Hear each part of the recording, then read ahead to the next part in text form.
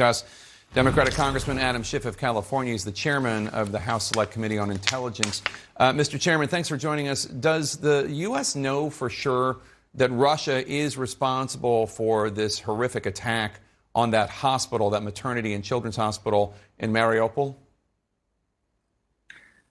Jake, I haven't gotten a report yet from the intelligence community about it. I'm getting briefed generally multiple times a day, but I don't have fidelity on that. Of course, the Russians are increasingly indiscriminate in their bombing.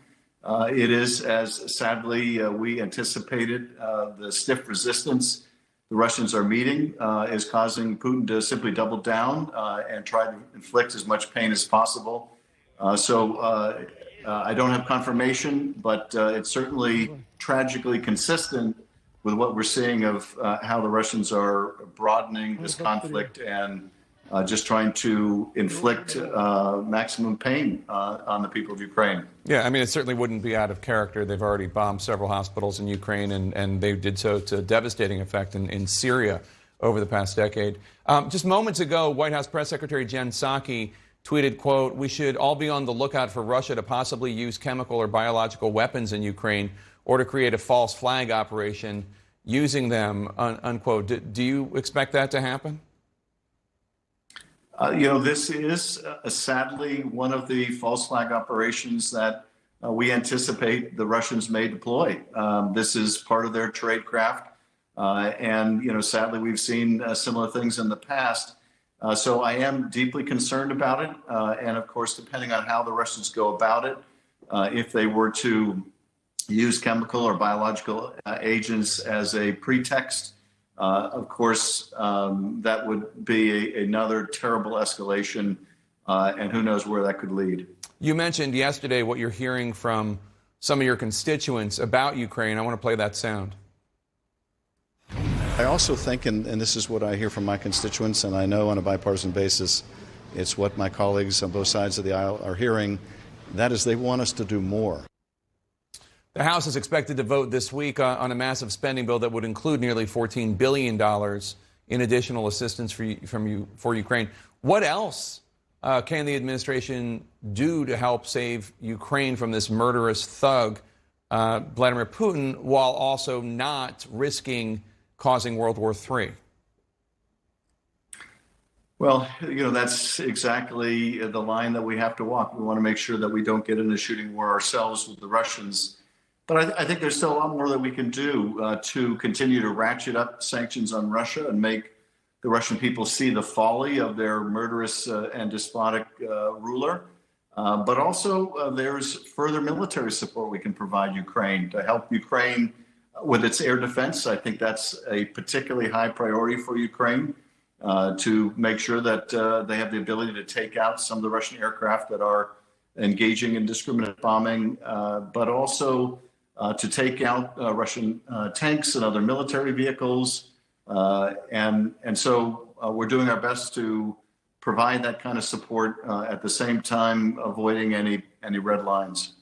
Well, there was this plan floated by Poland to have their Soviet-made planes, MiG-29s, go to Ramstein Air Force Base, and then the U.S. would get the planes to Ukraine so they could defend their own skies, do their own no-fly zone, but the Pentagon shot that down. Well, as I understand it, what the Pentagon rejected was flying those planes from an American base in Germany. And I understand the concern they have about the potential escalation. There should be another way to get those planes to Ukraine. I would certainly support our doing that and having Ukrainian pilots leave Ukraine to take possession of those aircraft and fly them into Ukraine.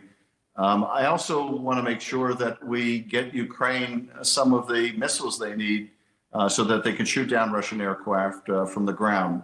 That, to me, is an urgent priority, and I hope that we are, and I know we're working with our NATO and other allies to try to make that happen. It appears that the U.S. and the West have drawn a line, and the line is NATO countries. We're not going to come to the defense with our own troops or service members. In Ukraine, they're not a member of NATO, but NATO countries, that's where we draw the line. Your Congressman Mike, your colleague, Congressman Mike Quigley of Illinois, spoke to CNN earlier today. I want to play some of what he said. Can we stop talking about Ukraine as not being a member of NATO? The Ukrainian fight and the Ukrainian spirit are the very reasons embodied in why we formed NATO in the first place. We have to protect them. We have to protect the skies. I know what that means, and we don't do things like this rashly. But if we're balancing things, what needs to be on the other side of the scale for us to act? Do you disagree with him? Look, I understand how he feels.